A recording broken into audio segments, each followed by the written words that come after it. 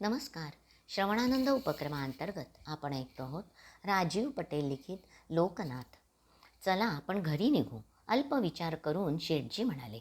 नको, आपलं काम आपण का थांबवता? मी तिथे मुनिमांच्या बाजूला बसतो. असं म्हणून आनंद शेठांची प्रतिक्रिया न पाहता भानुदास उठलाही. मुनीम सावरून बसले. त्या शेजारी तो टेकून बसला. काही वेळातच भानुदासाला निद्रा लागली. पेढीवर आलेल्या असामीकडून आनंद शेठना कळलं की भानुदास निर्झरावर स्नान करताना एकटाच होता. चाणाक्ष आनंद शेठने आपली दृष्टी थकून निजलेल्या भानुदासावर घातली. त्यांनी ओळखलं की स्वारी पायी आलेली दिसते. प्रकरण भलतं तेजस्वी दिसतंय. आनंद शेठ स्वतःला म्हणाले. 10-11 वर्षाची मुलं थकली की कशी झोपतात, आणि हा किती मोठ्यांना लाजवेल असा आहे. मला अनेक लोक चिकटतात, पण मला ह्याला चिकटून राहायला पाहिजे. काळ व्हायला आली. मुनीम नोकर पेढी आवरायला लागले. कुणाचा तरी धक्का लागला असेल. भानुदासाने खाडकन आपले डोळे उघडले. न सुस्तावता तो तडक उठून उभा राहिला आणि आनंद शेठ म्हणाले, जावई बापू, जरा आपल्या दुकानातील धान्याचा वाण तर बघा, कापड चोपड बघा, यातलं काही आपल्याला पैठणला विकता येईल का? भानुदासाची नजर सगळीकडे फिरली खरी, पण तो मुका राहिला. शेठजी बोलतच होते. पैठण गावची लोकसंख्या फार नाही, परंतु बाहेरची मंडळी चांगल्या संख्येने तिथे ये जा करीत असते. शिवाय बाहेरचे लोक रोखीचा व्यवहार करतात, त्यामुळे भांडवल फिरतं राहतं आणि बुडतही नाही. तरीही भानुदास गप्प. त्याला धन उभं करायचं होतं. व्यवसाय चालून येत होता, तरीही तो बोलत नव्हता. दिवाळीची मोठी धामधूम झाली. गमती जमती झाल्या. एक रीत म्हणून भानुदास सर्वांमध्ये सहभागी झाला. तो मुळात मानी होता, त्यामुळे त्याला मानपानात स्वारस्य नव्हतं. आनंद शेठ त्याला सर्व व्यवहाराच्या जागा दाखवत स्वतः फिरत होते. आनंद शेठजींनी आजपर्यंत असं कुणालाही काही दाखवलं नव्हतं. सर्वांनाच आश्चर्य वाटत होतं खरं. निघायच्या वेळेस आनंद शेठनं भानुदासाला बाजूला घेतलं. वाड्याच्या पायऱ्या उतरून ओट्यावर आले. त्यांनी भानुदासाचे हात धरले. मी व्यापारी आहे. मला नात्यात, गोत्यात, प्रेम संबंधात नफा तोटा दिसत आलाय. तुम्ही इथला माल घेऊन जा, माझं अडणार नाही. माझ्याकडे नेहमीच जास्तीचा साठा असतो. प्रयोग करून पहा, आपले नुकसान होणार नाही याची मला खात्री आहे. घरातून व्यवहार करा. जमलं तर पुढे दुकान घेऊ. मला पैसे परत पाठवू नका. त्याच्या बदल्यात पैठणच्या पैठण्या द्या. मला त्या इथे विकता येतील. आणि हो, तुम्ही व्यापार करणार आहात, स्वतःच्या श्रमाचा आणि वेळेचाही हिशोब राखा. आता माझ्या गाड्यांमधून माल पाठवत आहे. त्याच्या सांभाळासाठी तरी आपल्याला त्या गाड्यांमध्ये बसावं लागेल. भानुदासाने जणू होकार दिला आहे हे धरून आनंद शेठ बोलत होते. अखेरीस आनंद शेठनं स्वतःच्या मनासारखं केलंच. व्यापार सुरू झाला. भानुदासाला मिशा फुटण्यापूर्वीच बाहेरची मंडळी त्यांना शेठ म्हणू लागली. भानुदासानं शेतात विहीर खणली. 10 हात गाळ्याची विहीर बांधून काढली. दोन्ही बाजूनी मोठी चालू झाल्या. भानुदासानं पितृऋण फेडून टाकलं. आनंद शेठला लागोपाठ 3 पुत्र झाले होते. प्रत्येक पुत्र मोठं भाग्य घेऊन जन्म घेत होतं. आनंद शेठचा व्यवसाय 4ही दिशांनी फुगत होता. त्यांनी अनुभवी मुनीम ठेवले होते. त्या सर्वांच्या कामाचा एकत्रित ताळमेळ ठेवणारा एक विशेष मुनीम त्यांच्याकडे होता. आनंद शेठ आता मोकळा वेळ काढू शकत होते. त्यांच्या पैठणला चक्रा वाढल्या. 4 लोकांसमोर ते भानुदासला जावई बुवा असं संबोधायचे, पण एकांतात मात्र गुरुजी म्हणायचे. व्यावसायिक, कौटुंबिक, मानसिक सर्वच बाबी ते गुरुजींना सांगत. गुरुजी म्हणत, मला नका सांगू, देवाला सांगा. त्यामुळे भानुदास असो वा नसो, पूजा असो वा नसो, आनंद शेठ पुरातन शिवालयात जात होते. पैठण सोडण्यापूर्वी भानुदासाला गाठून स्वतःचं समाधान करवून घेत होते. मात्र एवढ्यात 2 वेळा आनंद शेठचं येणं झालं, पण भानुदासाची गाठभेट पडली नाही. भानुदासाच्या निवासी जावं तर गंगाबाई मोकळी सापडत नव्हती. मनुबाई आपल्या प्रकृतीची कथा सांगत बसायची. मग आनंद शेठला जावं लागलं. ते तिथे बसता क्षणी प्रकृती कथा सुरू झाली. आनंद शेठ सुज्ञ होते. म्हणायचे, 4 दिवस घेऊन जातो पोरीला, पण मनुबाईचा नकार सज्ज. पण मी 3ऱ्यांदा येतोय. जावई बापू भेटत नाहीत. यापूर्वी असं व्हायचं, पण मी त्यांच्या शेतापासून सगळीकडे शोध घ्यायचो. यावेळेस ते गावातच दिसत नाही आहेत. श्याम भटजींकडे पाहत आनंद शेठ म्हणाले. त्याचं काय आहे, त्याच्या व्यवसायाचं. अलीकडे मनुबाईंचं धारिष्ट्य वाढलं होतं. श्याम भटजींच्या ऐवजी त्याच बोलू लागल्या होत्या. आनंद शेठ वयाने ज्येष्ठ होते. ते अल्पसे रुष्ट झाले. ते म्हणाले, "भिणबाई, जावई बापूंच्या व्यवसायाचं माझ्या इतकं कोण जाणतं? सगळंच कसं आपल्याला ठाऊक असेल?" मनुबाई परत म्हणाल्या, "मग आपल्याला ज्ञात असेल तर सांगावं." ते प्रवचनकार कीर्तनकारांच्या शोधात आंबेजोगाईला गेलेत. न राहून गंगाबाई आतल्या दाराशी येत म्हणाली. मनुबाईचा चेहरा लाल झाला.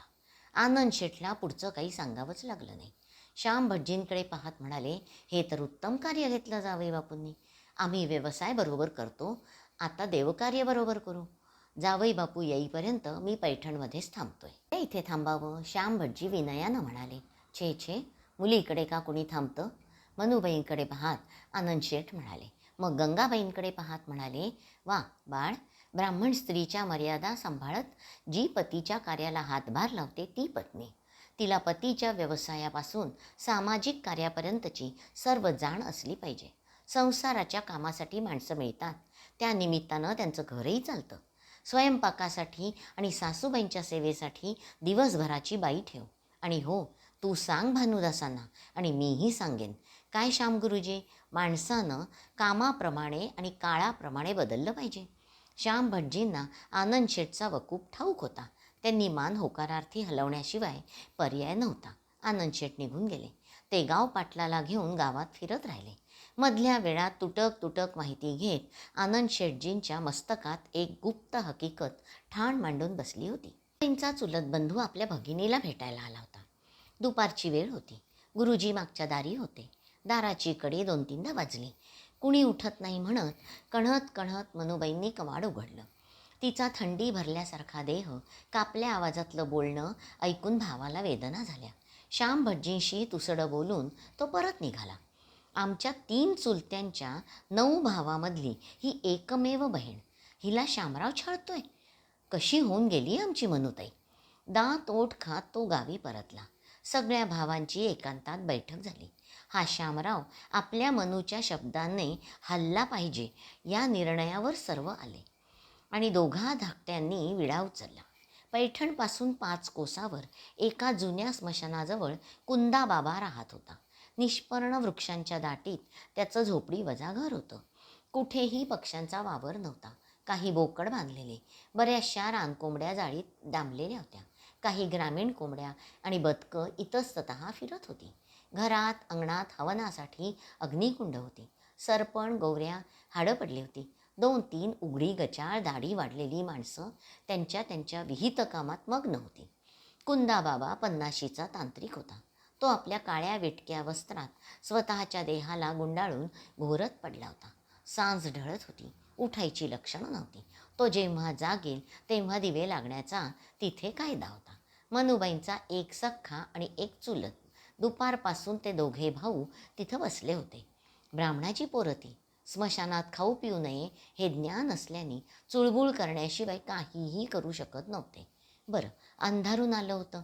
वृक्षांच्या फिकट सावल्या लांबवर पडत होत्या.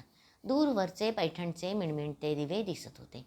क्षणाक्षणाला कुंदाबाबा कधी उठतो म्हणून दोघांच्या नजरा झोपडीतून येणाऱ्या श्वासनादावर वळत होत्या. दोघेही आतून भेदरलेले होते. मधून मधून त्यांचे हात कनवटीच्या नाण्याकडे जात होते. एकदाचा कुंदाबाबा उठला. मोठ्याने त्यानं अपान वायू सोडला आणि घोगऱ्या आवाजात शिष्याला बोलवलं. शिष्यही निर्ढावलेला शांतपणे आत गेला. आतून आवाज आला, "कोण?" शिष्यानं कथन केलं. "बोलव." शिष्यानं बाहेर येऊन दोघांना आत नेलं. लाचार बनून आलेल्या दोघांनी वाकून नमस्कार केला. कुंदाबाबा दोघांकडे पाहून भयान हसला. चिलीमभरीत म्हणाला, "अरे बामणं आली आहेत, जरा खायला द्या." "नको बाबा, काही चालत नाही, मी चालतो." क्षणभर थांबून पुन्हा हसला. मग म्हणाला, "मला दे, यांना नको ग्रह." "हं, बोला गुरुजी लोक, काय सेवा करू?" दोघांनी चाचरत मनुबाईचं वर्णन केलं. "बाबा, नामी उपाय द्या. तो दाजी गप्प झाला पाहिजे असंच ना?" "व्हईल. या परवा. पूनम हाय देतो. पुडी असं दुधातून नाहीतर बर्फीमधून खाऊ घाला." "पैसे?" "दक्षिणा म्हणा गुरुजी." कुंदाबाबा मोठ्याने हसला आणि गंभीर होत म्हणाला, "बामणाकडून आम्ही घेत नाही. निघा आता. लांबून आलात, जय काली." काम नामी झालं. 8 दिवसात श्याम भटजी नरम पडला. मनुबाई दिसामासी शेफारू लागली. आपलं महत्त्व वाढावं म्हणून मनुबाई आता धडपडू लागली. तिचं भान जाऊ लागलं. नवरा मुठीत आला होता. आता मुलगा आणि सुनेवर वर्चस्व हवं होतं. भानुदास आणि गंगाबाईचा संबंध न यावा असं तिला सुचलं. आता भानुदास आणि गंगाबाईची भेटच होणार नाही याची काळजी घ्यायची होती. आनंद शेठ विचारात पडले होते. अघोरी प्रकारांची त्याला माहिती होती. तरीही त्यांचा भानुदासांवर अधिक विश्वास होता. त्यांनी तो विषय झटकला. इकडे शांभटजींच्या घरातले संवाद पुनरावर्तन करीत होते. मी निक्षून सांगतेय, आनंदराव असतील मोठे त्यांच्या घरात. इथली शिस्त मलाच बघावी लागणार आहे हो. मनुबाई तार स्वरात बोलत होत्या. शांभटजी ऐकण्याचं काम करीत होते. त्यामुळे की काय मनुबाईंचा स्वर वाढत जात होता. त्या म्हणाल्या, आपल्या घरात काय बाहेरची बाई आणायची? तुझ्यासाठी म्हणतायत ते, शामराव हळूच म्हणाले. माझ्यासाठी कशाला? तुम्हाला लागती आहे की ठेवा. अहो तुमच्या जिभेला काही हाड? जिभेला कशाला हवंय हाड? मनुबाई शब्द पडूच देत नव्हत्या. त्यांचा शब्दार्थांशी कधी संबंध होता? पलीकडे उमेश पार्वती संवाद ऐकत होते. पार्वतीनं कपाळाला हात लावला. उमेश तिच्यावर खेकसला. कपाळाला कशाला हात लावतेस? कानावर ठेव. आजवर एवढा पैका कधी घरात आलाय? भानुदास हा आनंदरावांचाही कोणीतरी लागतोच, शामराव समजुतीनं म्हणाले. मग घेऊन जा म्हणावं घरजावई म्हणून. मग भानुदासाचं भाग्य काय इथे तुमचे पाय चेपायला थांबणार आहे? उमेश येऊन म्हणाला. रस्त्यावरचे लोक ऐकतायत. एकदम शांतता पसरली. मनुबाईची वळवळती जिव्हा घशात अडकल्यासारखी झाली होती. आनंद शेटनं चांगल्या वस्तीमधली एक बखळ निवडली. पाटलाला मध्ये घेऊन व्यवहार निश्चित केला. पाटील म्हणाले, शेठजी, घर बांधण्याचा नवीन उद्योग करताय की काय, की येता इथे राहिला? मी वृषाली केळकर आजच्या वाचनाचा येथे समारोप करते. हरिओम तत्सत. जय हरी विठ्ठल.